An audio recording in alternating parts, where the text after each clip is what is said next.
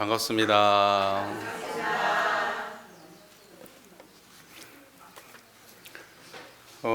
제가 좀 힘이 없어 보여요? 네, 괜찮습니다. 예, 아무 일 없습니다. 예, 다만 조금 피로감이 있어서 이제 어깨하고 목 쪽의 통증과 약간의 두통과 눈의 안압이 조금 있을 뿐이지 괜찮습니다. 예, 괜찮습니다. 걱정하지 마십시오. 그래서 요새 목을 열심히 풀고 있습니다. 목하고 이쪽이 제가 자세가 조금 컴퓨터를 좀 오래 봐서 그런가 봐요. 이쪽이 굳어가지고 이게 다 연결되어 있다고 하더라고요. 그래서 제가 이렇게 그 모니터를 이렇게 좀 올렸어요. 이렇게 받침을 해가지고 노력하고 있으니까 괜찮아질 겁니다. 예, 우리 교도님들 저를 한번 보시겠습니까? 자, 청정하십니까? 네, 청정한 그대로 오늘도 공부 열심히 보람된 시간이 됐으면 좋겠습니다. 제가 오늘은 시작하기 전에 간단한 우리 법회에 관해서 말씀을 좀 드리려고 합니다. 우리 교도님들 제가 이제 이런 말씀을 드리면은 나들으라고 하는 소리야. 저거 나들으라고 하는 소리겠지. 이렇게 생각하면 돼요, 안 돼요? 안 되고 우리 모두에게 해당하는 이야기입니다. 근데 제가 입장이라는 게 우리 교당의 신앙과 수행을 주관하는 입장에 있는 사람이잖아요. 그러니까 이거는 어떻게 보면 저한테는 약간의 권한 같은 겁니다. 그러니까 제가 이런 말 하는 걸 너무 오해하지 마시고 조금 수용해 주셨으면 좋겠습니다. 우리 교도님들 믿고 편안하게 말씀드려도 될까요? 네. 이왕이면은 법회 시간에 조금 맞춰서 오시면 좋겠고, 그 다음에 심고 시간하고 그 다음에 입정하는 시간 있잖아요. 그때는 우리가 뭐 대체적으로 제가 못해서 하는 말이 아니에요. 그냥 한번 환기하는 차원에서 하는 말이에요. 그때는 이제 정숙해 주시고, 그 다음에 왜냐하면 다른 분들이 마음을 모을 때 방해가 돼요. 물론 이제 마음을 모으는 사람 입장에서는 그 방해가 문제가 되지 않아요. 마음을 잘 아시는 분들 문제되지 않지만 우리가 배려하는 차원에서, 그래서 심고 시간이나 입정 시간에는 웬만하면 이동을 조금 멈추세요. 예를 들면 약간 늦게 들어왔다 그러면 밖에서 기다렸다가 이제 끝나고 들어오시면 돼요. 무슨 말인지 아시겠죠? 그 다음에 이제 독경할 때 조금 우리가 노래 부를 때처럼 크게 할 거는 아니지만 최소한 이제 뭐랄까, 제가 지금 말하는 정도 수준으로는, 우리가 평소 대화하는 정도 수준으로는 목소리를 내서 합력을 해주시면 훨씬 더 교당의 기운이 좋습니다. 그래서 그렇게 해주시기를 또 부탁 말씀을 드리고, 그리고 이제 경종이 딱 쳐지면 법회 시작이라는 걸 인식하셔야 돼요. 그래서 경종이 딱 쳐지면 이제 법회 시작하니까 이제부터 정숙 이렇게 생각하시면 됩니다. 그리고 언제까지가 법회 끝일까요? 공지할 때 끝나는 건가요? 예, 우리가 죽비 3번 딱 치고 마음 공부 잘하겠습니다 할 때까지가, 그때가 그거 딱 하고 나면 법회 끝나는 거예요. 근데 우리가 보통 보면은 그 공지할 때쯤 되면은 마음이 다 풀어졌어 이미. 이제 시간은 길었고 그동안에 이제 근질근질했고 막 일어나서 왔다 갔다 하시고 어떤 분 옆에 막 말을 하시고, 그러면 돼요, 안 돼요? 그러면 안 돼요. 마지막에 죽비 딱 칠 때까지 기다리셔야 됩니다. 근데 사실 이거는 제가 우리 교당뿐만이 아니고 우리 교단에서 많은 행사를 하잖아요. 그러면 한결같이 그래요. 한결같이 공지할 때쯤 되면 사람들이 막 일어나서 나가, 막 웅성웅성해. 근데 그거는 조금 아닌 것 같아요. 그 죽비 칠 때까지 좀 기다려 주십시오. 예.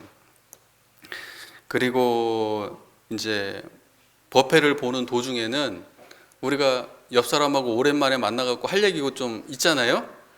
또 교무가 무슨 얘기를 하면은 그게 또 마음에 와닿아갖고 옆에 사람하고 막 순간 나누고 싶을 때도 있잖아요. 그럴 때 말하면 돼요, 안 돼요? 말 안 돼. 그거는 끝나고 나서 서로 나누시기 바랍니다.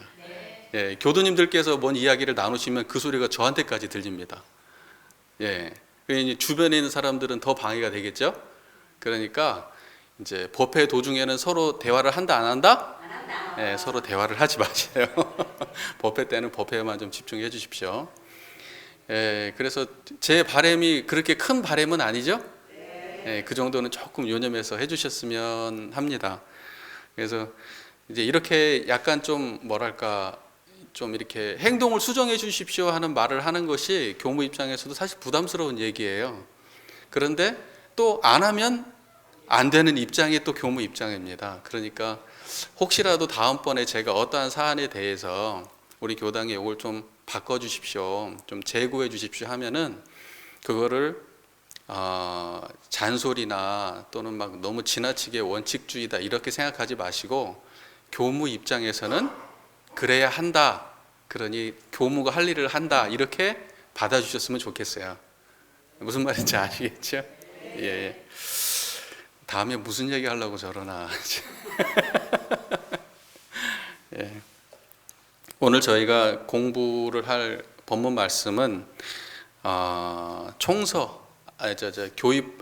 교법의 총설입니다. 교법의 총설 오늘도 공부할 텐데요. 본문을 먼저 봉독하겠습니다. 제가 이렇게 계속해서 본문을 봉독하는 이유는 이 내용을 몰라서가 아닙니다. 여러분 다 아시잖아요. 그런데 본문이라는 거는 한 번 읽고 그때 한번 끄떡끄떡 했다고 끝나는 게 아니에요. 읽고 또 읽고 아는 거를 반복적으로 하는 겁니다. 그래야지 그게 나의 삶에 이렇게 자리매김이 돼요. 나의 의식 속에. 그리고 이렇게 자꾸 반복해서 하다 보면 말할 때 나도 모르게 본문이 나가요. 그러니까 의식화되는 과정이기 때문에 본문은 한 번 읽고 이해했어 끄떡. 물론 이 책 똑똑한 사람은 한 번 읽어보면 다 알 수도 있어요. 하지만 그렇게 하는 건 본문 공부가 아닙니다. 그냥 학습하는 거지. 무슨 말인지 아시겠죠? 그래서 우리 삶에 스며들도록 하기 위해서 제가 어떤 주제가 당하면 그 주제에 관련된 본문을 계속해서 반복적으로 읽는 겁니다. 제 의도를 좀 이해해 주셨으면 좋겠어요. 자, 불교는 무상대도라 그 진리와 방편이 호대함으로, 같이 하게요. 여러 선지식이 이에 근원하여 각종 각파로 분립하고 포교문을 열어 많은 사람을 가르쳐 왔으며 세계의 모든 종교도 그 근본되는 원리는 본래 하나이나 교문을 변립하여 오랫동안 제도와 방편을 달리하여 온 만큼 교파들 사이에 서로 융통을 보지 못한 일이 없지 아니하였나니 이는 다 모든 종교와 종파의 근본 원리를 알지 못하는 소치라. 이 어찌 재불재성의 본이시리요. 그 중에도 과거의 불교는 그 제도가 출세간 생활하는 승려를 본의하여 조직이 되었는지라. 세간 생활하는 일반 사람에 있어서는 모든 것이 서로 맞지 아니하였으므로 누구나 불교의 참다운 신자가 되기로 하면 세간 생활에 대한 의무와 책임이며 직업까지라도 불고하게 되었나니 아무리 불법이 좋다 할지라도 너른 세상에 많은 생령이 다 불운을 입기 어려울지라. 이 어찌 원만한 대도라 하리요. 그러므로 우리는 우주 만유의 본원이요 재불재성의 시민인 법신불 일원상을 신앙의 대상과 수행의 표본으로 모시고 천지 부모 동포 법률의 사헌과 수양 연구 취사의 사막으로서 신앙과 수행의 강령을 정하였으며 모든 종교의 교지도 이를 통합 활용하여 광대하고 원만한 종교의 신자가 되자는 것이니라. 제가 이거를 최근에 알았는데 우리 회장님이 알려주셨는데 여러분들 그 스마트폰에 보면은 저희 본문 검색할 수 있잖아요. 그 본문을 검색하면은 그 본문에 이렇게 그 바탕이 칠해진 부분을 이렇게 클릭하면은 그것에 관련된 뜻이 그 뜻이 이렇게 밑에 설명이 뜬답니다. 제가 아직까지 그것도 몰랐습니다. 그런데 이제 법회를 보시다가 혹시라도 이렇게 본문이 제가 설명하지 않는 부분에 대해서 혹시 거기에 나와 있는 게 있다면은 이렇게 보셔도 괜찮습니다. 네. 그렇게 해서 하여튼 제가 설교할 때 웬만하면 단순하게 풀이들은 하고 넘어가지만 혹시라도 제가 이제 뭐 다 알겠거니 하고 넘어가는 부분들이 있다면 내가 모르는 게 있다면 찾아서 검색을 해서 좀 뜻을 명확하게 이해하시면서 공부하시면 좋겠습니다. 우리 교도님들 조선불교 혁신론이라는 책이 들어보셨어요? 조선불교 혁신론 이런 책 이름 들어보셨어요?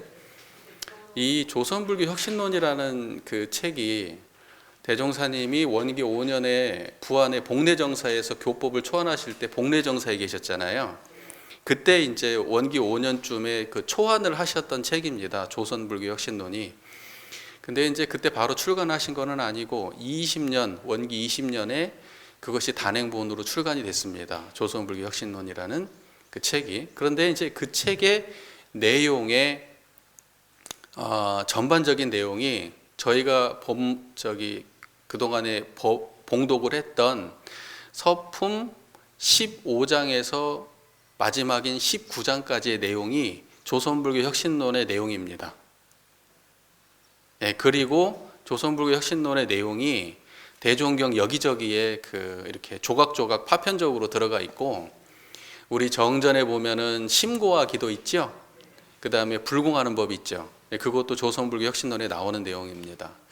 그래서 제가 조선불교 혁신론을 다 건드리자니 이거는 이제 정전 공부가 아닌 게 되고 그래서 지금 정전과 대종경을 정전을 바르게 이해하기 위해서 대종경의 본문을 이렇게 가져와서 지금 정전을 계속 폭넓게 이해하고 있는 중입니다. 네, 그거는 나중에 시간 되면 저희가 공부하기로 하고, 제가 이 말씀을 왜 드리느냐, 오늘 저희가 대종사님 말씀 지금 교법의 총설에 불교는 무상대도라, 지금 이거 가지고 제가 지금 좀 여러 번 하고 있죠. 근데 오늘도 불교는 무상대도라는 그 공부를 할 텐데, 대종사님의 법문 대종경의 서품 17장 법문으로 공부를 할 텐데 이것이 조선불교 혁신론에 들어있는 내용입니다. 예, 그래서 나머지를 다 할 거는 아니고 일단 이것을 오늘 저희가 공부를 하려고 합니다. 이 서품 17장이 그 불교의 무상대도의 관점을 대종사께서 아주 구체적이고 다양한 방식으로 표현해 주신 법문입니다. 예, 그래서 요걸 한번 저희가 좀 장문의 법문이긴 하지만 봉독을 쫙 하고, 그리고 제가 이거를 문장을 조금 설명을 드려서 되게 중요한 법문이에요. 예, 그래서 한번 보시면 좋겠습니다. 서품 17장 106쪽입니다. 106쪽 함께 봉독하겠습니다. 대종사 이어서 말씀하시기를, 부처님의 무상대도는 한량없이 높고 한량없이 깊고 한량없이 넓으며 그 지혜와 능력은 입으로나 붓으로 다 성언하고 기록할 수 없으나, 대략을 들어 말하자면 우리는 모든 중생이 생사 있는 줄만 알고 다생이 있는 줄은 모르는데, 부처님께서는 생사 없는 이치와 다생검내에 더 알으셨으며, 우리는 우리 일신의 본래 이치도 모르는데 부처님께서는 우주 만유의 본래 이치까지 더 알으셨으며, 우리는 선도와 악도의 구별이 분명하지 못하여 우리가 우리 일신을 악도에 떨어지게 하는데, 부처님께서는 자신을 제도하신 후에 시방세계 일체 중생을 악도에서 선도로 제도하는 능력이 계시며, 우리는 우리가 지어서 받는 고락도 모르는데 부처님께서는 중생이 지어서 받는 고락과 우연히 받는 고락까지 알으셨으며, 우리는 복락을 수용하다가도 못하게 되면 할 수 없는데 부처님께서는 못하게 되는 경우에는 복락을 다시 오게 하는 능력이 계시며, 우리는 지혜가 어두웠든지 밝았든지 되는 대로 사는데 부처님께서는 지혜가 어두워지면 밝게 하는 능력이 계시고 밝으면 계속하여 어두워지지 않게 하는 능력이 계시며, 우리는 탐심이나 진심이나 치심에 끌려서 잘못하는 일이 많이 있는데 부처님께서는 탐진치에 끌리는 바가 없으시며, 우리는 우주 만유 있는 데에 끌려서 우주 만유 없는 데를 모르는데 부처님께서는 있는 데를 당할 때에 없는 데까지 앓으시고 없는 데를 당할 때에 있는 데까지 앓으시며 우리는 천도, 인도, 수라, 축생, 악귀, 지옥의 육도와 테란스파 사생이 무엇인지 알지도 못하는데 부처님께서는 이 육도 사생의 변화하는 이치까지 앓으시며 우리는 남을 해하여다가 자기만 좋게 하려 하는데 부처님께서는 사물을 당할 때에 자리이타로 하시다가 못하게 되면 이해와 생사를 불구하고 남을 이롭게 하는 것으로서 자신의 복락을 삼으시며 우리는 현실적으로 국한된 소유물밖에 자기의 소유가 아니요 현실적으로 국한된 집밖에 자기의 집이 아니요 현실적으로 국한된 권속밖에 자기의 권속이 아닌데 부처님께서는 우주 만유가 다 부처님의 소유요 시방세계가 다 부처님의 집이요 일체 중생이 다 부처님의 권속이라 하였으니 우리는 이와 같은 부처님의 지혜와 능력을 얻어가지고 중생 제도하는데 노력하자는 바이니라. 이게 지금 제가 손가락으로 세면서 봤는데 10가지인가 11가지인가 12가지 정확히 지금 하다가 헷갈렸어요. 예, 이게 참 이렇게 법문하실 수 있을까? 여러분은 어떻게 생각하세요? 대종사님이니까 당연하지 이렇게 생각하세요? 예. 이렇게 할 수 있을까? 세상에 수많은 사람들이 불법을 공부해도 대종사님처럼 불법의 진수를 이렇게 이해하실 수가 있을까? 저는 다시 한번 찬탄하면서 오늘 설교를 준비했습니다.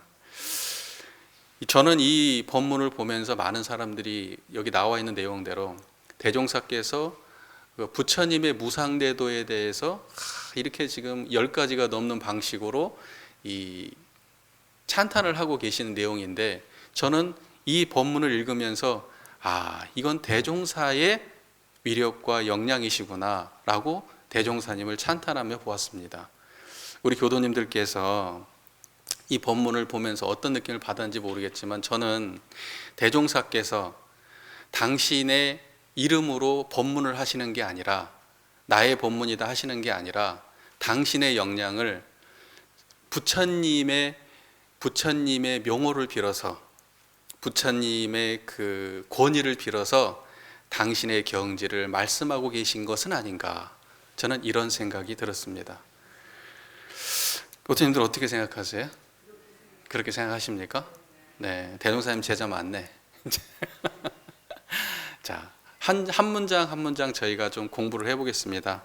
이게 양이 많기 때문에 제가 사실은 이 한 문장 가지고도 하나의 법회를 볼 정도의 양이기는 하지만 제가 그 많은 양을 상당히 압축해가지고 요 본문이 전체적으로 길기 때문에 많은 시간을 할애하진 않으면서 설명을 하려고 합니다.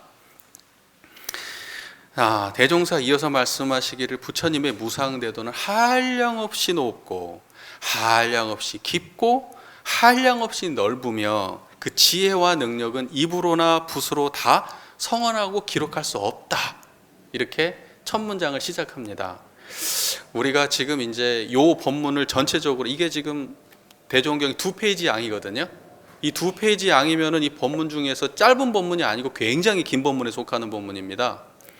근데 이 본문이 전체적으로 관통하고 있는 제가 지난번에 무상대도 말씀드렸을 때 무상대도의 본질이 뭐냐 일원상이라고 했죠.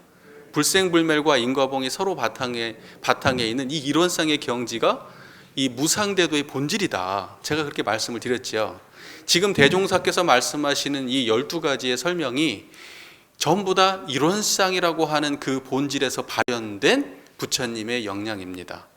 부처님의 능력입니다. 그래서 이 모든 이야기를 하는 가운데 모두 일원상에서 설명하도록 노력할 테니까 우리 교도님들도 그 자리에서 이해해 주시면 좋겠습니다. 자, 보세요.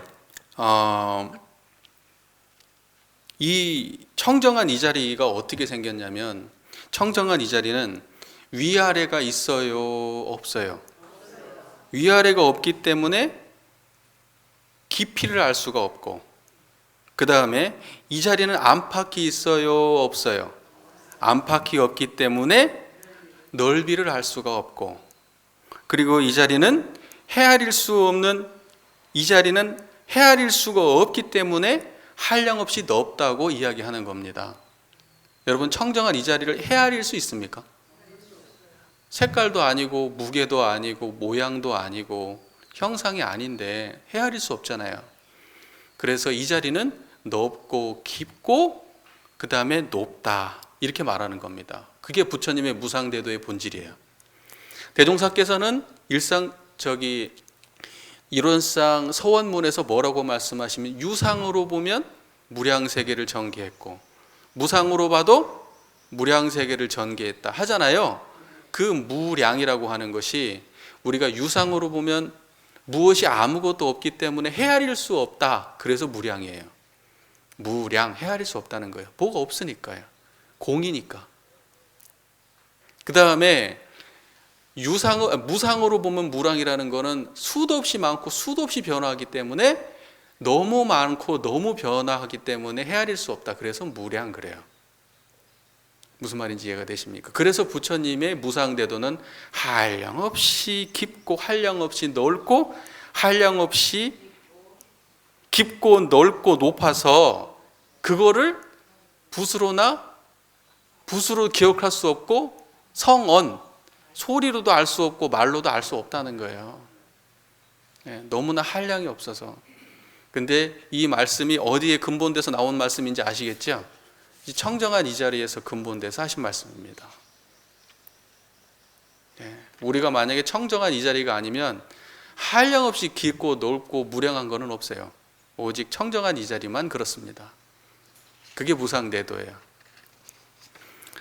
자, 그 다음 문장을 한번 볼까요? 그 내용을 대략 들어 말하자면, 우리는 모든 중생이 생사 있는 줄만 알고 다생이 있는 줄은 모르는데, 부처님께서는 생사 없는 이치와 다생가 없는 한없는 생이 있는 줄을 더 알으셨으며, 이랬어요. 여러분들, 교도님들 보세요. 모든 중생이 생사 있는 줄만 알고 다생이 있는 줄을 몰라요. 왜? 왜 다생이 있는 줄을 모를까요? 그리고 부처님은 생사 없는 이치도 알고 다생이 있는 줄을 아셔. 왜? 왜 그럴까요? 그냥 깨쳤으니까? 청정하니까 그래요.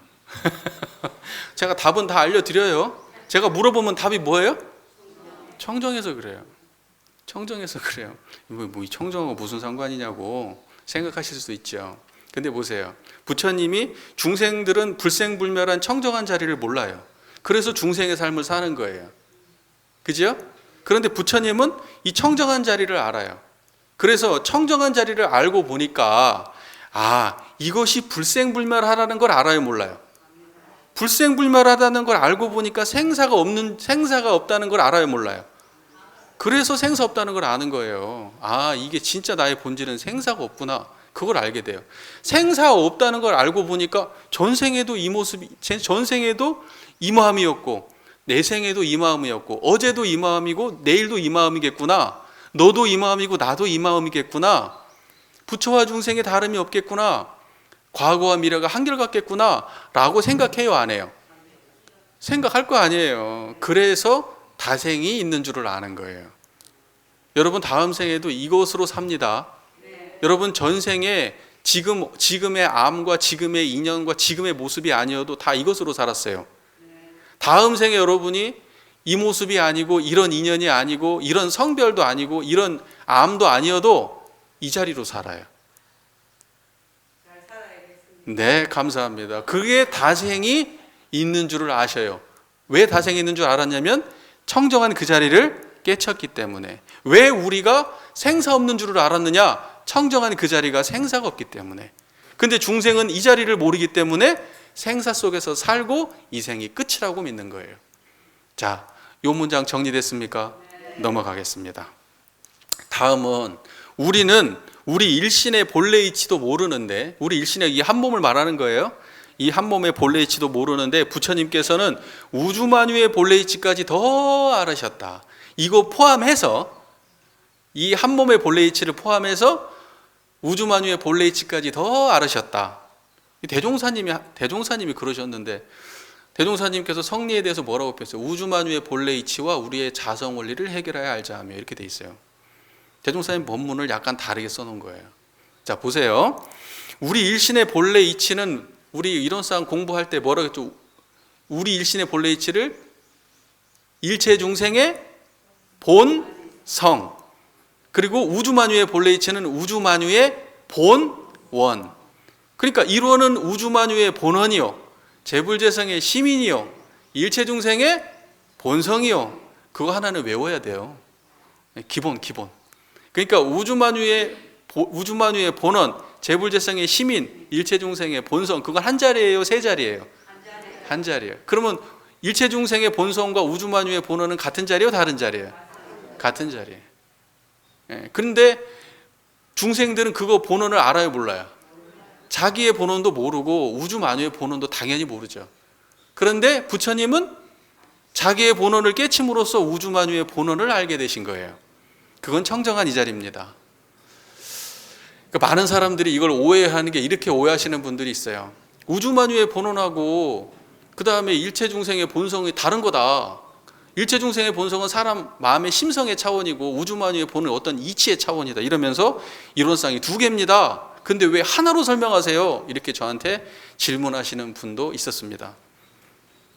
그리고 저한테 대놓고는 안 해도 뒤에서 왜 그렇게 설명하냐고 막 그래요. 저도 그렇게 배웠거든요. 저도 그렇게 배웠어요. 근데 공부해 보니까 잘못 배운 거예요. 대종사님의 본문에 이렇게 돼 있습니다. 뭐라고 돼 있느냐? 이건 정말로 우리가 바로 잡아야 될 아주 중요한 거예요.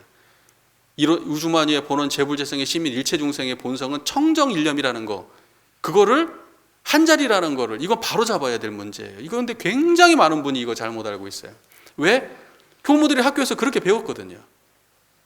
그러니 교도님들도 공부 꽤나 하신 분들은 그렇게 아시는 거예요, 당연히. 근데 보세요. 대종경 천도품 5장에 열반 전후의 후생길 인도하는 법설이 있습니다. 여러분, 열반 전후의 후생길 인도하는 법설 많이 들어보셨죠? 잘 아시죠? 얘기하면 바로바로 따라 나오십니까? 그거 뭐라고 되어 있습니까? 이 우주와 만물도 또한 그 근본은 본연 청정한 성품짜리로. 그 다음에 뒤에 뭐라고 되어 있어요? 한 이름도 없고 한 형상도 없고 가고 오는 것도 없고 죽고 나는 것도 없고 부처와 중생도 없고 허무와 정멸도 없고 없다 하는 말도 또한 없는 것이며, 그 성품짜리가 우주와 만물의 본원짜리라고요. 그러면 그게 우리의 심성의, 우리 마음의 본원, 우리 성품짜리하고 같은 거예요, 다른 거예요? 같은 거예요, 같은 거. 그러니까는 우주의 이론상이 따로 있고 우리 심성의 이론상이 따로 있다고 이해하면은 그거는 상상한 거고 그냥 말로만 존재하는 거지 실제에 대한 이해가 전혀 없는 거예요. 망상이에요, 망상. 아시겠죠? 이 언어도, 문자도 잘못 이해하면 이렇게 되는 거예요. 문자도. 정리가 잘 되셨습니까? 네. 자, 그 다음 문장을 볼까요? 우리는 선도와 악도의 구별이 분명하지 못하여. 왜 그럴까?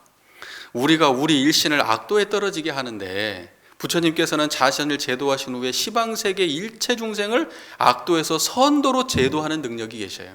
우리는 우리도 제도 못하는데 부처님은 자기 제도는 물론이고 중생 제도까지 하셔요. 무엇으로 제도하십니까? 그런데 왜 우리가 선도와 악도도 구분을 제대로 못합니까? 청정하지 못해서 그래요. 왜 청정하지 못하면 악도와 선도를 구별 못해요? 여러분 보세요. 이게 이해가 안 되나 보다. 막 우리 휴타오님 지금 표정이 이 뭔 소리고? 이런 표현. 딱 이런 표정인데. 이제 보세요. 선악의 분별을 초월하지 못하는 사람은 선악의 분별의 노예예요. 자기가 서 있는 게 선이라고 착각한단 말입니다. 분별성과 주착심에 쌓여 있는 노예는 자기가 서 있는 지점이 선이라고 믿어요. 그래서 선악을 분별할 수 없는 거예요. 그래서 세상이 선하다는 사람들끼리 싸우는 거예요. 부부가 싸울 때는 서로 자기가 못하다고 생각해서 싸워요? 옳다고 생각하고 싸워요? 근데 그 부부가 둘이서 서로 옳은 주장을 하는 거지 나쁜 주장 가지고 덤빌 수 있어요? 자기가 나쁘다는 거 알면서 싸울 수 있냐고 인간이. 그런 사람 아무도 없어요. 예. 그런데 부처님은 딱 보면 어때요? 환히 안다고. 왜? 분별성과 주착심이 없이 청정하기 때문에. 그리고 분별성과 주착심 없는 경지로 살아가기 때문에 자신을 구제하고. 왜 우리가 스스로를 구제 못합니까? 분별 주착에 빠져가지고 헤매기고 있으니까 자기를 구제 못하는 거 아니에요. 돈에 빠져있고 명예에 빠져있고, 예? 색경계에 빠져있고, 게으름에 빠져있고, 술에 빠져있어요? 그래서 자신을 구제하지 못하는 거 아니에요. 자기의 분별 주착심에 떨어져서. 그런데 부처님은 거기에 떨어져요? 안 떨어져요? 그러니까 자기를 구제해. 그걸 구제하고 보니까 중생들이 어떻게 살아가는지 환히 알아요? 몰라요? 어느 지점에서 건져줘야 되는지 알아요? 몰라요? 그러니까 구제하는 거예요. 자기를 구제해 보니까. 청정한 자리를 모르면 자기를 모르고 자기를 구제하지 못하고 중생도 구제하지 못합니다. 중생은 청정하지 못해서 중생이에요. 이거 이해됐습니까? 넘어가겠습니다. 우리는 우리가 지어서 받는 고락도 모르는데 부처님께서는 중생이 지어서 받는 고락과 우연히 받는 고락까지 알으셨으며 왜 우리는 우리가 지어서 받는 걸 모를까? 네. 답이 바로 나오네요. 설명하려면 약간 좀 힘들 수도 있지만은 답은 일단 나왔어요. 네. 수학 문제가 풀이 과정을 정확하게 이해하지 못해도 답은 맞출 수도 있어요. 예. 그렇습니까? 예. 그러니까 우리가 지어서 받는 고락을 우리가 왜 모르느냐? 청정하지 못해서 그래요. 그리고 부처님은 중생이 지어 받는 고락을 어떻게 환히 아시냐? 청정해서 그래요. 그리고 우연히 받는 건 어떻게 아셔요? 청정해서 그러는 거예요. 청정해서. 자, 보세요. 여러분, 연못이 더러워. 연못이 더러우면 그 안에 물고기 보여요? 안 보여요? 수초가 보여요? 안 보여요? 밑에 깔려있는 바닥이 보여요? 안 보여요? 안 보이잖아요. 물이 더러우면 물고기가 이쪽에서 저쪽으로 간지를 알아요? 몰라요? 몰라요. 근데 물이 맑으면 이놈이 뭔 짓을 하는지 환히 다 알지요? 그게 청정한 거예요. 그런데 중생들은 자기가 청정하지 않아서 자기가 무슨 짓을 하고 사는지를 몰라요. 자기가 청정하지 않으니까 내가 뭔 짓을 하고 사는지를 몰라. 네. 그러다 보니까 나쁜 일이 나한테 왔어. 누가 나한테 안 좋은 말을 하네?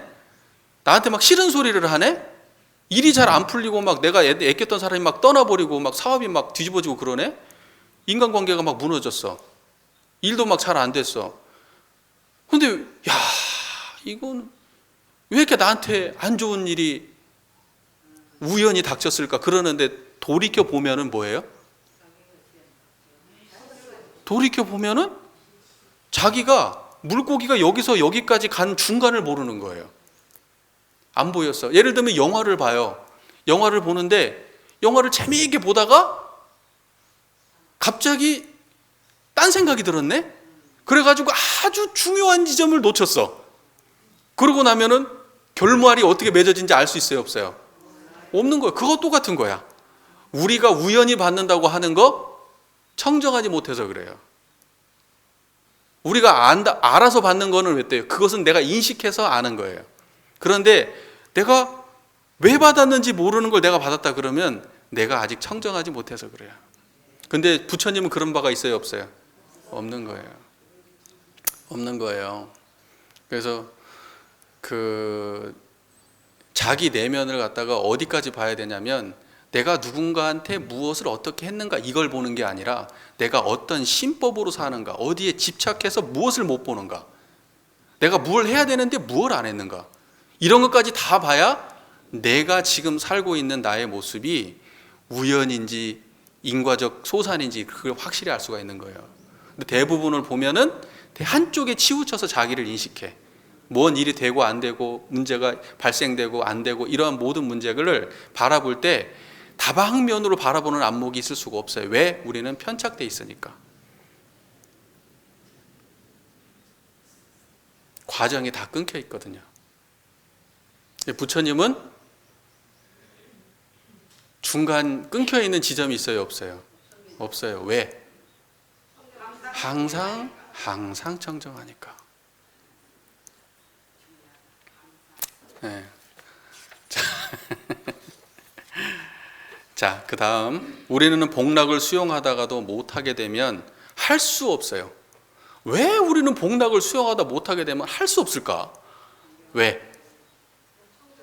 훈타오님 왜? 예, 근데 부처님께서는 못하게 되는 경우에는 복락을 다시 오는 능력이 계시다고 했어요. 왜? 예. 자, 보세요. 우리가 복락을 수용하다고 못하게 되는 경우는 우리가 스스로 우리의 한계를 뛰어넘을 수 없어서 그래요. 왜? 우리는 우리 스스로 한계를 지어요. 인간관계에도 한계를 지어. 넘어서지 못하는 인간관계가 있어요, 없어요, 여러분들? 있잖아요. 그 다음에 여러분들 능력에도 이것은 되고 저것은 안 되고 이건 좋아하고 싫어하고 이게 선이 있어요, 없어요? 수많은 벽에 갇혀 살잖아요, 여러분들. 그러니까 못 넘어가는 거예요. 근데 청정한 이 자리는 아까 말했죠. 광대에서 벽이 있어요, 없어요? 벽이 없어요.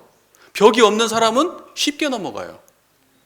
그래서 어떤 사람하고 내가 이 사람하고 인간관계를 좋게 만들고 싶어. 내가 저 사람 때문에 좀 괴로워. 내가 풀어보고 싶어. 자, 그러면 내가 이 사람한테 한 번, 두 번, 세 번 하다가 내가 지쳐서 못하죠. 자존심도 상하고. 근데 청정하면 안 지쳐. 안 지친다고. 그리고 그 전에 저 사람으로 인해서 내가 괴로워서 아등바등 하면서 풀려는 노력 자체를 아등바등한 마음으로 해요, 안 해요? 그런 식으로 하지 않아요. 훨씬 현명하고 지혜롭게 하죠. 시작부터가 달라요. 노력을 끊임없이 할 수 있다는 그 힘도 있지만 그 노력의 방향도 청정해야 바른 거예요. 그 말 이해가 되십니까? 그래서 우리는 한계야. 여기서 그래서 복락을 수용하다 못하게 되면 어쩔 수 없는 거예요, 중생은. 그냥 거기까지야. 그런데 부처님은 못하게 되면 다시 오게 해. 왜? 한계가 없으니까요. 한계가 없으니까. 그 역량에, 마음의 역량에 벽이 없으니까요. 그래서 인간관계 하다가 이거 우리가 가장 많이 접하는 게 인간관계 아닙니까? 인간관계 하다가 벽에 부딪혀서 포기하고 싶을 때 청정해지셔요. 그러면 돌파할 수 있습니다. 근데 갑자기 돼요? 갑자기 됩니까?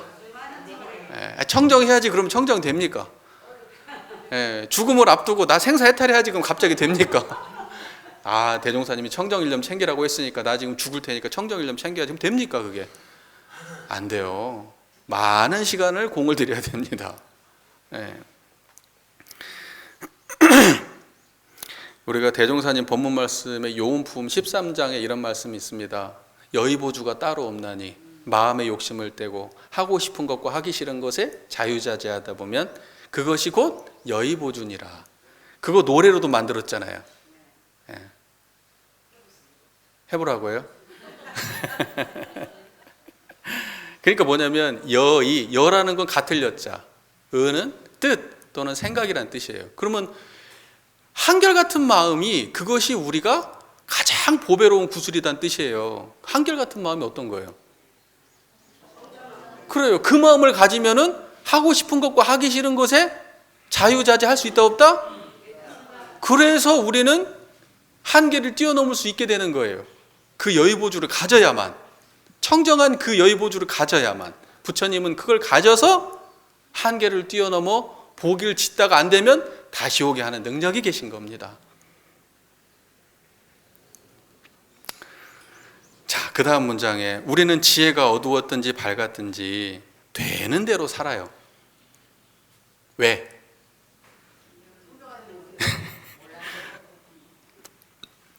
부처님께서는 지혜가 어두워지면 밝게 하는 능력이 계셔요. 왜? 밝으면 계속하여 어두워지지 않게 하는 능력이 계십니다. 왜? 잘 정리가 됐습니까? 자, 보세요. 우리가 여기서 이제 지혜 그러면 우리가 보통 이렇게 이해, 분별지가 있고 무분별지가 있어요. 분별지는 뭐예요? 그동안의 경험으로 아는 거. 인간관계를 통해서 책을 보면서 뉴스를 보면서 이건 이렇고 저건 저렇다 분별해서 아는 지혜 있죠? 우리 살아가다 보면 그 지혜로 살아가잖아요. 옳고 그름도 판단하고 이롭고 해로운 것도 판단해가면서 살아가잖아요. 그 분별하는 지혜를 뭐예요? 분별지라 그래요. 그거를 중생지견이라 그래요. 중생들의 견해. 그러면 불지견은 뭐예요? 무분별지. 무분별지. 이 무분별지를 불지견이라 그래요. 그러면 무분별지에만 들어가 있으면 인간이 살 수 있어요, 없어요? 그래서 무분별지는 출세간이지 세간법이 될 수 없어요. 그런데 무분별지를 취하면은 말이 그렇지 막상 무분별지를 취하고 나면은 분별지가 더 분명해지고 바르게 되는 거예요. 그래서 이 무분별지와 분별지가 함께 조화로울 때를 원불교에서는 일원상 그렇게 말하는 거예요. 이걸 보고 불가에서는 반야지 이렇게 말하는 거예요. 그걸 지혜라고 하는 거예요. 맞습니까? 네. 이해가 되고 있는 거죠 지금. 그래서 반야지는 다름이 아니라 청정한 이 자리의 근본에서 세상의 분별을 내는 지혜를 반야지라고 하는 거예요. 이 자리가 근본되지 않는 분별은 반야지가 아니고 중생지견이고 분별지입니다. 잘 정리가 되셨습니까? 자, 그런데 중생들은 뭘로 살아요? 분별지로 살죠? 그러니까 분별지로 살면은 한계를 넘을 수 있어요, 없어요? 없어요. 그러니까 분별지의 한계는 밝으면 밝고 어두우면 어둡고 그냥 그렇게 살다가 말아요. 많이 알면 많이 아는 대로, 부족하면 부족한 대로. 그걸 초월할 수는 없어요. 그 안에서 놀아요. 그런데 부처님은 어때요?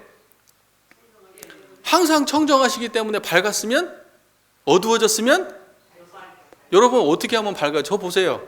이 소리 들리세요? 청정하십니까? 이렇게 밝히는 거라고요. 그렇게 밝히는 거예요. 그래서 중생은 아예 알지도 못하고 살아가지만 분별지로 하지만 불보살은 무분별의 경지를 끝없이 드러내면서 지혜를 무궁무진하게 활용하신다. 잘 이해가 됐습니까? 예. 그리고 어떻게 하면 계속 어두워지지 않게 합니까? 그냥 청정하면 돼요. 예, 예. 근데 그거 방법 있어요? 그냥 바로 인식하면 되잖아요. 예, 그냥 바로 청정하면 되잖아요. 방법이 어디 있어 그게? 예. 바로 써먹으실란가 보다. 이제. 다음 볼게요. 우리는 탐심이나 진심이나 치심에 끌려서 잘못하는 일이 많이 있는데 왜요? 왜 우리는 탐진치에 끌려서 잘못하는 일이 많아요? 네, 대답 좀 확실하게 합시다. 왜 이렇게 또 힘이 없으십니까?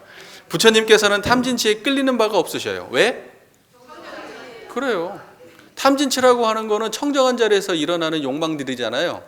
탐욕, 진심, 성냄. 그런데 보세요. 청정함이 한결같으면 탐진치에 끌려가요? 탐진치를 환히 드러내요? 탐진치를 환히 드러내서 탐진치에 끌려가지 않을 힘은 어디서 나오느냐? 탐진치 아닌 자리에서 나오는 거예요. 탐진치를 드러내는 그 바탕을 보아야 탐진치에 끌려가지 않는 거예요. 그러니까 이 근본을 다스리지 않고 탐심 속에서 탐심을 제거하려고 하고 진심 속에서 진심을 제거하려고 하고 치심 속에서 치심을 제거하려고 하면 그냥 이쪽 치심에서 저쪽 치심으로 이쪽 탐심에서 저쪽 탐심으로 이쪽 탐진치 진심에서 진심으로 그렇게 왔다 갔다 할 뿐이지 그걸 넘어설 수 있어요 없어요? 없는 거예요.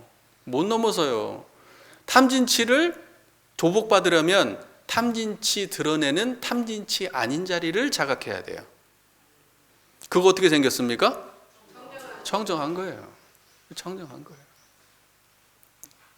그래서 부처님은 어떠시냐? 우리는 이렇게 먹고 자고 입고 놀고 만족, 불만족, 성취, 실패, 좋아하고 싫어하고 내 것이고 네 것이고 옳고 그르고 이롭고 해롭고 이러한 수많은 변화의 세상 속에서 왜 갑자기 이 얘기를 하지? 네, 그 다음 문장인데 제가 죄송합니다. 큰일이네. 이거 연습을 해도 이러네. 죄송합니다. 일단은 탐진치하고 탐진치를 어떻게 조복받을 것인가, 또 어떻게 해야 탐진치에 끌리지 않을 것인가 라고 하는 거에 가장 중심은 뭐냐면 결국 이론쌍짜리라는 거예요. 청정한 이론쌍짜리. 그것이 되냐 안 되냐가 탐진치를 다루느냐 못 다루느냐의 갈림길이라는 거예요. 그게 중생과 부처의 갈림길입니다. 자, 그 다음 문장에 우리는 우주만유 있는 데 끌려가지고 없는 데를 모르는데, 부처님께서는 있는 데를 당할 때 없는 데까지 앓으시고 없는 데를 당할 때 있는 데까지 앓으신다고 했어요. 자, 그러면은 우주만유 있는 데 끌려가지고 없는 데를 모르는 이유는 뭐예요? 그래요. 그리고 부처님께서는 있는 데를 당할 때 없는 데까지 앓으시고 없는 데를 당할 때 있는 데까지 앓으셔. 그런 이유는 뭐예요? 네, 그러기 때문에 그래요. 자, 보세요. 그래서 제가 지금 하려고 했던 걸 앞에 했어요. 먹고 자고 입고 놀고 만족하고 불만족하고 성취하고 실패하고 좋아하고 싫어하고 내 것이고 네 것이고 옳고 그롭고 이롭고 해로운데 우리는 처해서 살아요. 그것이 뭐냐면 있는 데 끌려 사는 거예요. 있는 데 끌려 산다고요. 그러니까 여러분들의 모든 감정, 생각, 판단, 여러분들의 호불호, 여러분들의 욕망, 여러분들의 가치관, 거기에 여러분들은 어떻게 됩니까? 끌려서 살아요. 왜 끌려 살아요? 그렇죠. 그것만 보고 거기에 끌려 살아요. 청정하지 못해서. 그래서 눈에 보이는 세계를 벗어나지 못하고 그 속에서 노예로 살아가는 거예요. 그 속에서 노예로. 예. 하지만 부처님은 헤아릴 수 없는 이 수많은 보여지는 세계, 아까 말씀드렸던 그 수많은 세계 속에서도 무엇을 놓치지 않으세요? 그걸 초월한 자리를 놓치지 않아요. 그러니까는 있는 데에 당해서 없는 데를 앓으세요. 그 없는 데가 청정한 자리입니다. 있는 데는 여러분들이 경험하는 모든 게 있는 자리예요. 근데 그거를 환히 드러내고 있는 이 자리, 그 모든 현상을 드러내고 있는 그 바탕, 본원, 근원, 본질의 자리, 거기는 어떻게 생겼냐고요? 있는 거예요, 없는 거예요? 거기를 없는 데까지 앓으신다 그러는 거예요. 있는 데를 당해서 없는 데를 앓으셔요. 그리고 그 없는 데에 당하면 그 없는 속에서만 사는 게 아니라 그 없는 자리에서 세상 만물을 다 드러내신다 이 말이에요. 아까 반야지 얘기했었죠. 그 없는 자리의 근본에서 세상을 드러낸다고 이 말이에요. 깨끗한 바탕에서 세상을 드러낸다고요. 기울어짐 없는 자리에서 세상을 판단한다고요. 대종사님 그 법문 중에 이론상 개송 알죠? 이론상 개송에 보면 유는 무는 돌고 돌아 지극해야 되죠. 그럼 유는 변하는 자리, 무는 불변하는 자리. 여기서 보면은 유는 변하는 자리니까 있는 자리, 무는 불변하는 자리니까 없는 자리. 그 두 가지가 돌고 돌아 지극한 것이 이론상이라고요. 그게 이론상이라고요. 부처님은 그렇게 살고 중생은 뭐만 보고 살아요? 우주만유 있는 데에 끌려서 있는 것만 보고 살아요. 그게 부처와 중생의 다른 점이에요. 여러분 지금 제 소리가 있는 거잖아요. 저가 지금 보이시잖아요. 그게 있는 거잖아요. 그죠? 그런데 지금 이렇게 있는 것을 경험하는 중간에 없는 자리가 드러나셔야 된다고요. 그래서 제가 항상 하는 말이 저 보이시죠? 이 소리 들리시죠? 청정하시죠? 네, 그게 같이 있으면 돼요. 그게 같이 있으면 된다고요. 이게 지금 이해가 되고 계신 거죠? 네, 왜 이렇게 진지해지시지? 제가 처음에 법회 볼 때는 여기 처음에 교당에 와가지고 법회 볼 때 분위기하고 갈수록 달라지는 것 같아. 갈수록 표정이 진지해지고 계셔요 지금 예전에보다. 예, 자, 그 다음 문장을 볼게요. 소화신이라고 그랬죠? 소화신이라고. 예. 우리는 천도, 인도, 수라, 축생, 악귀, 지옥의 육도와 테란스파 사생이 무엇인지 알지도 못하는데 부처님께서는 이 육도 사생의 변화하는 이치까지 알으시며 이렇게 말씀하셨어요. 왜 우리는 테란스파 육도 사생의 이치를 모를까요? 부처님 어떻게 이렇게 잘 아시고 변화하는 이치까지 알으실까요? 예, 잘 아십니다. 중생들은 뭐냐면 다른 사람이 어떤 세계에 사는지도 온전하게 모르지만 자기가 어느 세계에 사는지를 몰라요. 여러분은 천도, 인도, 수라, 축생, 아귀, 지옥 중에 어디에 계십니까? 인도에 계십니까? 고락이 반반이면 인도입니다. 낙이 많으면 천도에 가깝고 고가 많으면 지옥에 가깝습니다. 여러분 어디입니까? 근데 내가 지금 어디에 살고 있는지 정확하게 자기가 살고 있는 자기 위치를 알아요, 몰라요? 중생들은 모르고 살아요. 모르고 살아. 모르고 살아요. 강아지가 맛있는 거 먹으면 좋잖아요. 돼지가 맛있는 거 던져주면 정신없이 먹잖아요, 좋아가지고. 근데 자기가 축생인지 알아요, 몰라요? 모른다고. 모른다고요. 우리가 사람 몸도 껍질을 지금 사람 껍질을 쓰고 앉아 있지만 우리의 심신작용은 지금 축생에 있는지 악의 지옥에 있는지 지금 알 수가 없어요. 근데 천도, 인도, 수라, 축생, 악의 지옥이라고 하는 육도를 청정한 자리에서 초월하는 거거든요. 청정한 자리가 드러나야 천도, 인도, 수라, 축생, 악의 지옥의 그러한 그 육도 윤회의 삶에서 벗어날 수 있는 거예요. 어떻게 해서 벗어날 수 있어요? 청정하니까 그 자리에 물들어요, 물들지 않아요? 물들지 않아요. 그리고 그걸 확실히 알아요, 몰라요? 확실히 알아요. 그래서 초월하는 거예요. 그래서 대종사님은 우리 일원상 서원문에서 사생의 심신작용을 따라 육도로 변화를 시켜 혹은 진급으로 혹은 강급으로 혹은 은생어회로 혹은 해생어원으로 이와 같이 무량세계를 전개하였나니 이렇게 말씀하셨어요. 그 부처님은 어떻게 해서 그러면 그 육도사생이 육도사생까지 환히 아시고 그 변화하는 이치까지 아시냐? 아까 물고기 얘기했었죠. 우리가 청정하면 다 알아요. 예, 인과관계가 환히 드러나니까 이렇게 하다 보니 저렇게 되는구나, 이렇게 하면 저렇게 되는구나. 그것을 한눈에 알아보시고 어떤 것이 정의의 길인지 보온의 길인지 바른 길인지 그걸 분명하게 말씀해 주시는 분들이 바로 부처님이에요. 다음, 우리는 남을 해하여다가 자기만 좋게 하려 하는데 부처님께서는 사무를 당할 때에 자리 이탈을 하시다가 못하게 되면 이해와 생사를 불구하고 남을 이롭게 하는 것으로서 자신의 복락을 삼는다고 말씀하셨어요. 중생은 이해라고 하는 건 뭐예요? 이익과 손해의 노예예요. 중생은 이익 아니면 손해 사이에서 아주 그냥 심신작용하면서 살아가는 게 중생의 모습이에요.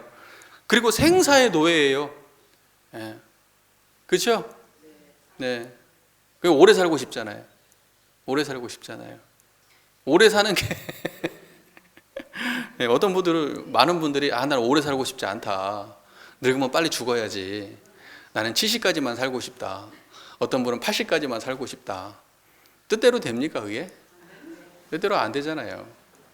근데 우리가 정말로 피부도 팽팽하고 얼굴도 예쁘고 돈도 많고 그러면 그렇게 빨리 죽고 싶어요? 지금 사는 게 뭔가 힘드니까 그런 거 아니에요. 안 그렇습니까? 지금 남편이 힘들어요? 지금 남편이 힘들어서 지금 부인이 힘드십니까? 아니죠? 네, 그러니까 그런데 부처님은요 초월해요. 뭘 초월하느냐? 이해를 초월해요. 청정하시고 생사를 초월해서 청정하셔요. 그리고 이해를 초월하고 생사를 초월하고 자타를 초월하기 때문에 부처님은 뭐냐면 무엇을 추구하시는 게 부처님이냐면 이해를 초월하기 때문에 이해를 초월함을 복락으로 삼고 생사를 초월함을 복락으로 삼고 자타를 초월함을 복락으로 삼아요. 그래서 복회를 초월했다 그러면 그걸 지복이라 그래. 복회를 초월해야 그게 지극한 복이야. 그리고 자타를 초월한 것을 참나라고 말해요. 참나. 자타를 초월해야 참나야. 그리고 생사를 초월해야 그래야 영생이에요. 생사를 초월해야 영생이야. 그리고 손익을 초월해야 진짜 이익인 거예요. 손익을 초월해야 진짜 이익인 거예요. 그래서 부처님은 그걸 추구하고 계시기 때문에 중생의 개념하고 다른 거예요. 그래서 부처님은 손해를 봐도 손해를 보신 적이 한 번도 없는 거예요. 그러나 중생은 손익을 따지기 때문에 손해 아니면 이익인 거예요. 죽음 아니면 삶인 거고. 저기까지 잘 이해가 되셨습니까? 네네. 자, 그 다음 문장 보겠습니다. 우리는 현실적으로 국한된 소유물밖에 자기의 소유가 아니요, 현실적으로 국한된 집밖에 자기의 집이 아니요, 현실적으로 국한된 권속밖에 자기의 권속이 아닌데, 부처님께서는 우주만유가 다 부처님의 소유요, 시방세계가 다 부처님 집이요, 일체중생이 다 부처님 권속이에요. 왜 우리는 현실적으로 국한된 소유, 현실적으로 국한된 집, 현실적으로 국한된 권속만 내 것이고 그걸 초월할 수 없을까요? 청정하지 못해서 그렇습니다. 이제 너무 뻔해가지고 대답도 하기 싫으십니까? 그래도 시원하게 대답해 주세요. 이론상 법어에 이런 법문 말씀이 있습니다. 이 원상의 진리를 각하면 시방삼계가 다 오가의 소유인 줄을 알며, 이 원상의 진리를 각하면 시방삼계가 다 오가 나의 소유가 된다 이 뜻이에요. 이걸 각하면 부처님이잖아요. 이 부처님은 시방삼계가 다 누구의 소유예요? 오가 내 집의 소유물이라고요. 내 집에 들어와 있는 거라고요. 그래서 청정한 이 자리가 바로 부처님이 살고 있는 부처님의 세계이고 불국토예요. 이걸 청정불국토라 그래요. 청정국토, 청정불국토. 무슨 말인지 아시겠죠? 그렇기 때문에 부처님의 세계에 사는 모든 존재들은 다 부처님의 것. 마치 이런 거예요. 옛날 임금님이 자기 영토에 있는 백성들을 다 자기 소유물로 생각하는 것과 같은 느낌이에요. 무슨 말인지 아시겠습니까? 그건 안 좋은 의미지만 이거는 뭐냐면 부처님의 영토에 사는 모든 부처님이 챙겨야 될 소유라고, 권속이라고요. 이것은 부처님의 집이에요. 그러니까 여기에 사는 사람들은 전부 다 부처님의 식구들이에요. 그리고 여기에 사는 건 전부 다 부처님의 핏줄들이에요. 여러분, 부처님 법맥을 잇는다 할 때 법맥을 잇는다, 피를 이어요. 여러분, 법맥을. 그때 무엇이 법맥이에요? 무엇을 이어야 부처님과 피를 잇는 거예요? 청정한 자리를 이어야 돼요. 청정한 자리를 놓치면 그건 부처님하고 인연이 아니에요. 부처님 새끼가 부처님의 자식이 아니라고. 이해되셨습니까? 예. 그래서 청정한 이 자리에서 모든 청정한 이 자리가 부처님의 사는 국토이고 부처님의 집이고 부처님의 핏줄이기 때문에 이 안에 들어와 있는 모든 거는 다 부처님 소유이고 부처님 가족이고 부처님의 것이에요. 그래서 부처님 것을 함부로 하지 않고 소중히 하고 챙기고 부처님의 자식을 챙기고 하는 것처럼 부처님은 그렇게 중생을 바라본다는 거예요. 이게 잘 이해가 되고 있죠?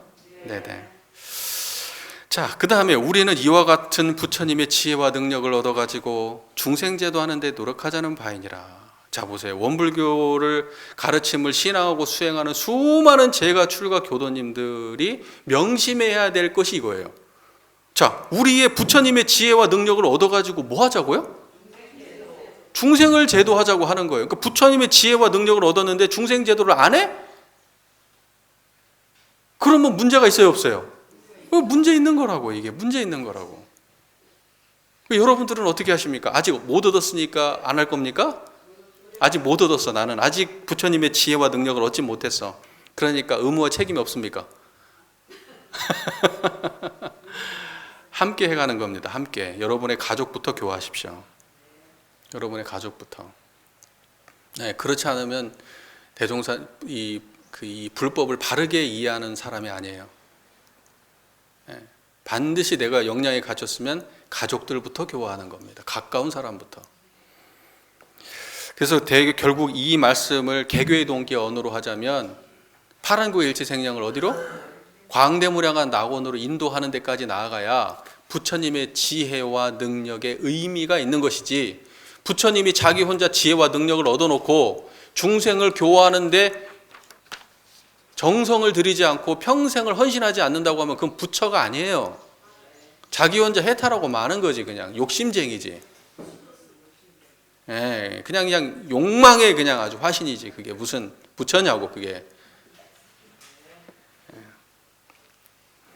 그래서 부처님의 무상대도는 결론적으로 뭐냐? 부처님의 무상대도라는 거는 법신불 이론상의 이 청정한 이 자리를 깨달아요. 이 자리를 신앙의 대상과 수행의 표본으로 모시고 이 자리를 알고 양성하고 사용하는 거, 이게 부처님의 무상대도예요. 오늘 공부를 하시면서 이제 더 이상 뭐 더 볼 게 없다 할 정도로 분명해지지 않으셨습니까? 분명해졌죠? 그러니까 여러분들은 그걸 공부하려고 여기 와 계신 겁니다. 원불교 교도는 원각성전 소태산 박중빈 대종사님을 주세불로 모십니다. 결론을 말씀드리겠습니다. 오늘 저희가 공부한 모든 부처님의 무상대도는 부처님의 무상대도이기 이전에 대종사님의 무상대도입니다. 대종사께서 성취하신 지혜와 능력입니다. 우리 모두 대종사님의 가르침을 바르게 공부해서 시일의 장단은 있을 수 있어요. 근기가 다르니까. 시일의 장단은 있을 수 있을지언정 단 한 분도 빠짐없이 다 3대력을 얻어서 불보살의 대열에 들어가시고 모든 중생을 건지는 정말 위대한 성스러운 삶을 사시는 우리 교도님들이 되셨으면 하는 바람을 가져봅니다. 경청해 주셔서 감사합니다.